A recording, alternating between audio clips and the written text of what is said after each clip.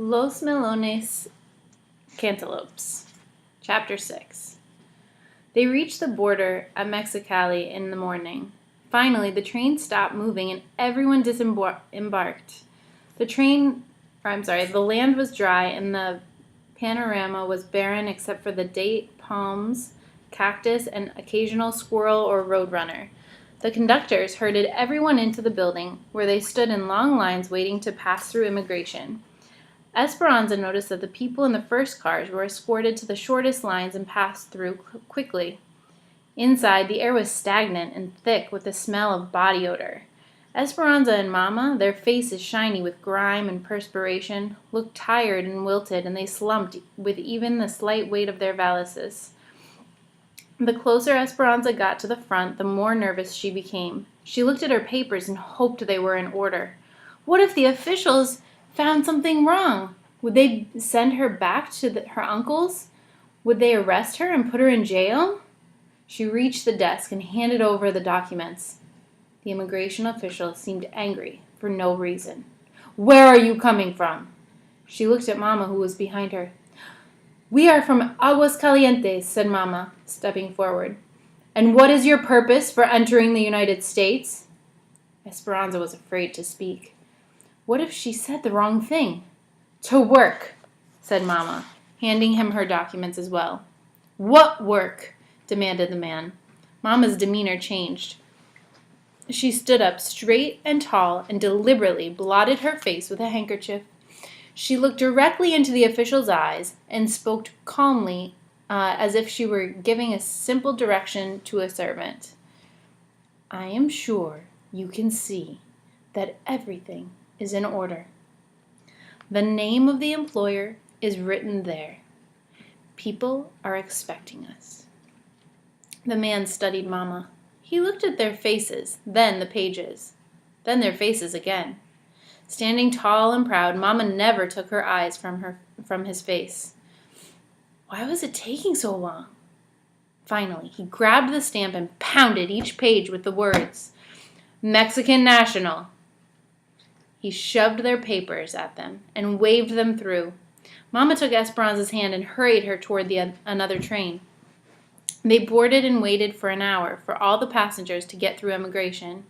Esperanza looked out the window. Across the tracks, several groups of people were being prodded onto another train heading back toward Mexico.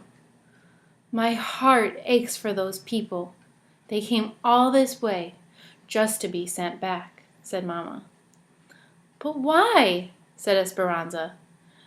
"Many reasons. They had no papers, false ones, or no proof of work. Or there might have been a problem with just one member of the family, so they all chose to go back instead of being separated." Esperanza thought about being separated from Mama and gratefully took her hand and squeezed it. Almost everyone had boarded except Alfonso, Hortensia, and Miguel. Esperanza kept looking for them, and she became more anxious with each passing minute. "Mama, where are they?" Mama said nothing, but Esperanza could see worry in her eyes too. Finally, Hortensia got on. The train's engines began to chug.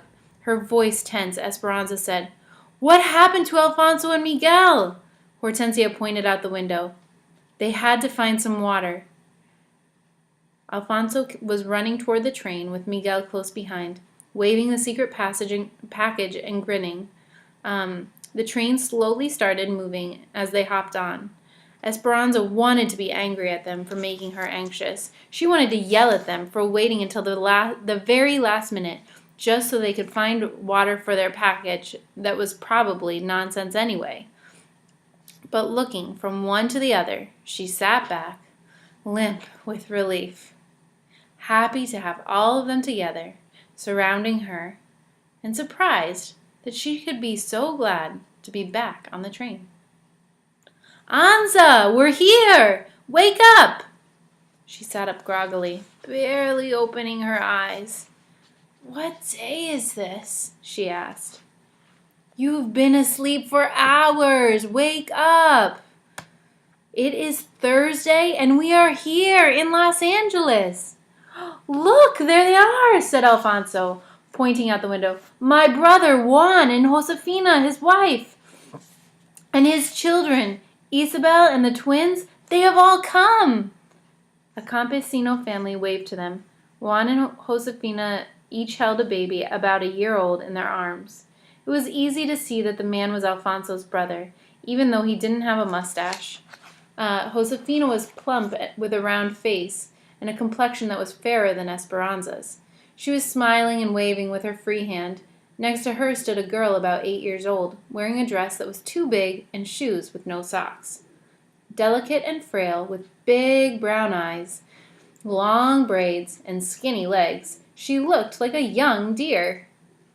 Esperanza couldn't help but think how much she looked like the doll that Papa had given her. There was much hugging among all the relatives. Alfonso said, "Everyone, this is Senora Ortega and Esperanza." "Alfonso, please call me Ramona." "Yes, of course, Senora. My family feels like they know you because we have all written letters about you for years." Mama hugged Juan and Josefina and said, "Thank you for all you have done for us already." Miguel teased his cousin, pulling her braids. "Esperanza, this is Isabel." Isabel looked at Esperanza, her eyes wide with wonder, and in a voice that was soft and whispery, said, "Were you really so very wealthy? Did you always get your way and have all the dolls and fancy dresses you wanted?" Esperanza's mouth pressed into an irritated line. She could only imagine the letters Miguel had written. He had told Isabel that in Mexico they stood on, had he told Isabel that in Mexico they stood on different sides of the river? "The truck is this way," said Juan. "We have a long ride." Esperanza picked up her valise and followed Isabel's father. She looked around and was relieved to see that compared to the desert, Los Angeles had lush palms and green grass, and even though it was September, roses were still blooming in the flower beds. She took a deep breath. The aroma of oranges from a nearby grove was reassuring and familiar. Maybe it wouldn't be so different here. Juan, Josefina, Mama, and Hortensia crowded onto the front seat of the rickety truck. Isabel, Esperanza, Alfonso, and Miguel sat in the truck bed with the babies and the 2 red hens. The vehicle looked like it should be hauling animals instead of people, but Esperanza had said nothing to Mama. Besides, after so many days on the train, it felt good to stretch out her legs. The old jalopy rocked and swayed as it climbed out of the San Fernando Valley, weaving up through hills covered with dried-out shrubs. She sat with her back against the cab, and the hot wind whipped her loose hair. Alfonso tied a blanket across the wooden slats to make a canopy of shade. The babies, Lupe and Pepe, a girl and a boy, were dark-eyed cherubs, with thick mops of black hair. Esperanza was surprised at how much they had looked alike. The only difference was the tiny gold earrings in Lupe's ears. Pepe crawled into Esperanza's lap and Lupe into Isabel's. When the baby fell asleep against Esperanza, his head slid down her arm, leaving a stream of perspiration. "Is it always so hot here?" she asked. "My papa says it is the dry air that makes it so hot, and sometimes it is even hotter," said Isabel. "But it is better than living in El Centro, because now we do not have to live in a tent." "A tent?" "Last year, we worked for another farm in El Centro in the Imperial Valley, not too far from the border. We were there during the melons. We lived in a tent with a dirt floor and had to carry water. We cooked outside, but then we moved north to Arvin. That's where we're going now. A big company owns the camp. We pay $7 a month, and my papa says it's worth it to have piped-in cold water, and electricity, and a kitchen inside. He says the farm is 6,000 acres. Isabel leaned toward Esperanza and grinned as if she were telling a big secret. "And a school. Next week, I get to go to school, and I will learn to read. Can you read?" "Of course," said Esperanza. "Will you go to school?" asked Isabel. I went to private school and started when I was 4, so I have already passed through level 8. When my grandmother comes, maybe I will go to high school. Well, when I go to school, I will learn in English, said Isabel. Esperanza nodded and tried to smile back. Isabel was so happy, she thought, about such little things. The brown, barren mountains rose higher, and a red-tailed hawk seemed to follow them for miles. The truck rattled up a steep grade past sparse, dry canyons, and Esperanza's ears began to feel full and tight. How much longer? We will stop for lunch soon, said Isabel. They wove through the golden hills, softly sculpted with rounded tops, until Juan finally slowed the truck and turned down a side road.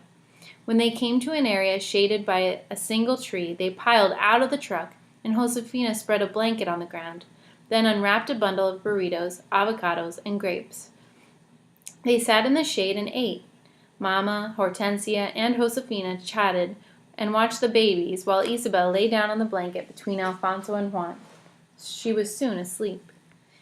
Esperanza wandered away from the group, grateful not to be rocking in a truck or a train. She walked to an overlook. Below, canyons plunged to an arroyo, a silver line of water from an unknown river. It was quiet and peaceful here, the sweet silence broken only by the swish of dried grasses from the wind. With her feet solid on the ground for the first time in many days, Esperanza remembered what Papa had taught her when she was little. If she lay on the land and was very still and quiet, she could hear the heartbeat of the valley. Can I hear it from here, Papa? She stretched out on her stomach and reached her arms to the side, hugging the earth. She let the stillness settle upon her and listened. She heard nothing. Be patient, she reminded herself, and the fruit will fall into your hand. She listened again, but the heartbeat was not there. She tried one more time, desperately wanting to hear it. But there was no reassuring thump repeating itself, no sound of the earth's heartbeat or Papa's. There was only the prickly sound of dry grass. Determined, Esperanza pressed her ear harder to the ground.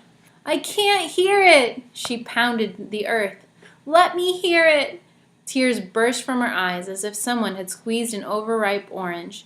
Confusion and uncertainty spilled forth and became an arroyo of their own. She rolled on her back, her tears worming down her face into her ears. Seeing nothing but the vast sky and dizzying swirls of blue and white, she began to feel as if she were floating and drifting upward. She lifted higher, and part of her liked the sensation, but another part of her felt untethered and frightened. She tried to find the place in her heart where her life was anchored, but she couldn't. So she closed her eyes and pressed the palms of her hands against the earth, making sure it was there. She felt as if she were falling, careening through the hot air. Her skin perspired, and she felt cold and nauseous. She took short breaths, heaving in and out. Suddenly, the world went black. Someone hovered over her. She sat up quickly. How long had she been in the darkness? She held her pounding chest and looked up at Miguel. Anza, are you all right? She took a deep breath and brushed off her dress. Had she really floated above the earth? Had Miguel seen her? She knew her face was red and blotchy. I'm fine, she said quickly, wiping the tears from her face. Don't tell Mama, you know she worries. Miguel nodded. He sat down close to her without asking any questions. He took her hand and stayed with her, the quiet interrupted only by her occasional staccato breaths. I miss him too, Miguel whispered, squeezing her hand. I miss the ranch and Mexico and Abuelita, everything. I'm sorry about what Isabel said to you. I meant nothing by it. She stared at the dark brown and purple ridges, staggered in the distance, and let the ripe tears cascade down her cheeks. And this time, Esperanza did not let go of Miguel's hand. They were heading down a steep grade on Highway 99 when Isabel said, Look! Esperanza leaned around the side of the truck. As they rounded a curve, it appeared as if the mountains pulled away from each other, like a curtain opening on a stage, revealing the San Joaquin Valley beyond. Flat and spacious, it spread out like a blanket of patchwork fields. Esperanza could see no end to the plots of yellow, brown, and shades of green.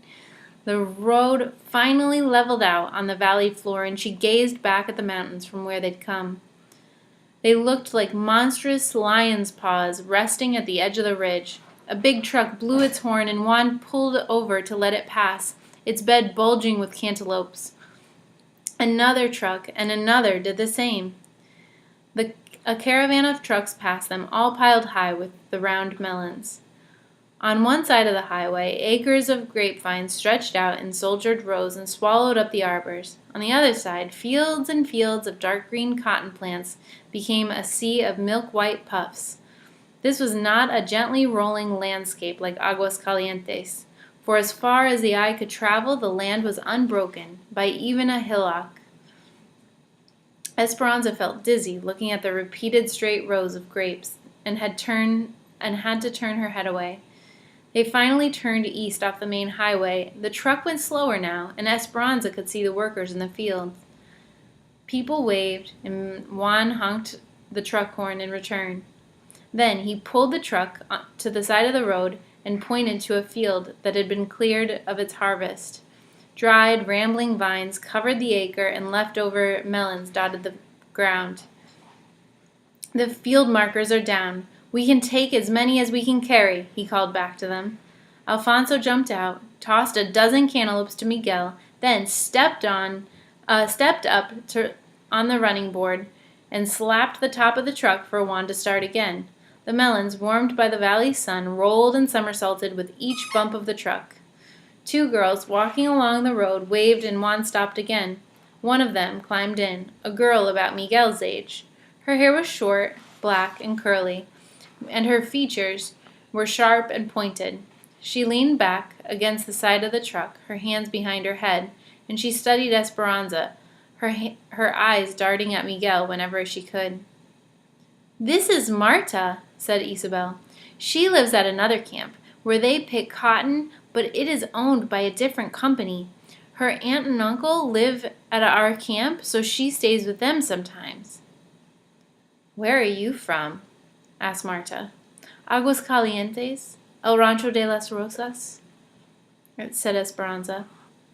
"I have never heard of El Rancho de las Rosas. Is that a town?" "It was the ranch they lived on," said Isabel proudly, her eyes round and shining. "Esperanza's father owned it, and thousands of acres of land.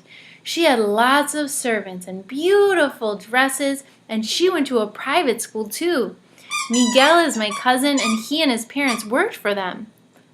"So you're a princess who's come to be a peasant? Where's all your finery?" Esperanza stared at her and said nothing. "What's the matter? Silver spoon stuck in your mouth?" Her voice was smart and biting. "A fire destroyed everything. She and her mother have come to work like the rest of us." Confused, Isabel added, "Esperanza's nice. Her papa died." "Well, my father died too," said Marta. "Before he came to this country, he fought in the Mexican Revolution against people like her father, who owned all the land." Esperanza stared back at Marta, unblinking. What had she done to deserve this girl's insults? Through gritted teeth, she said, "You know nothing of my papa. He was a good, kind man who gave much of his property to his servants."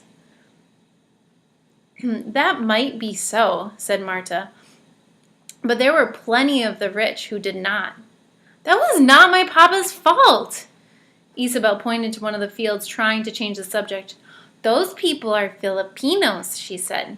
"They live in their own camp. And see over there?" She pointed to a field down the road. "Those people are from Oklahoma. They live in Camp 8. There's a Japanese camp, too. We all live separate and work separate. They don't mix us. They don't want us banding together for higher wages or better housing," said Marta. "The owners think if Mexicans have no hot water, that we won't mind as long as we think no one has any. They don't want us talking to the Okies from Oklahoma or anybody else, because we might discover that they have hot water. See?" "Do the Okies have hot water?" asked Miguel. "Not yet, but if they get it, we will strike." "Strike?" said Miguel. "You mean you will stop working? Don't you need your job?" "Of course I need my job, but if all the workers join together and refuse to work, we might all get better conditions." "Are the conditions so bad?" asked Miguel. "Some are decent. The place you are going to is one of the better ones. They even have fiestas. There's a Jamaica this Saturday night." Isabel turned to Esperanza. "You will love the Jamaicas. We have them every Saturday night during the summer. There's music and food and dancing. This Saturday is the last for this year because soon it will be too cold." Esperanza nodded and tried to pay attention to Isabel. Marta and Miguel talked and grinned back and forth. An unfamiliar feeling was creeping up inside of Esperanza. She wanted to toss Marta out of the moving truck and scold Miguel for ever talking to her. Hadn't he seen her rudeness? She brooded as they rode past miles of young tamarisk trees that seemed to be the border of someone's property. "Beyond those trees is the Mexican camp," said Isabel, "where we live." Marta smirked at Esperanza and said, "Just so you know, this isn't Mexico. No one will be waiting on you here." Then she gave her a phony smile and said, "Entiendes? Understand?" Esperanza stared back at her in silence. The one thing she did not understand was that she did not like Marta. And the puppy making all of that noise, I'll show him to you real quick. Ollie, come here. Come here. Come here. Want to say hi to the kids? Come here. Come here. Oh, here he is. He's so precious. Say hi. Do you see yourself? Hi. Oh, he's like, "Hey, how you doing?" Say hi. Hi. Oh. All right. Have a good night.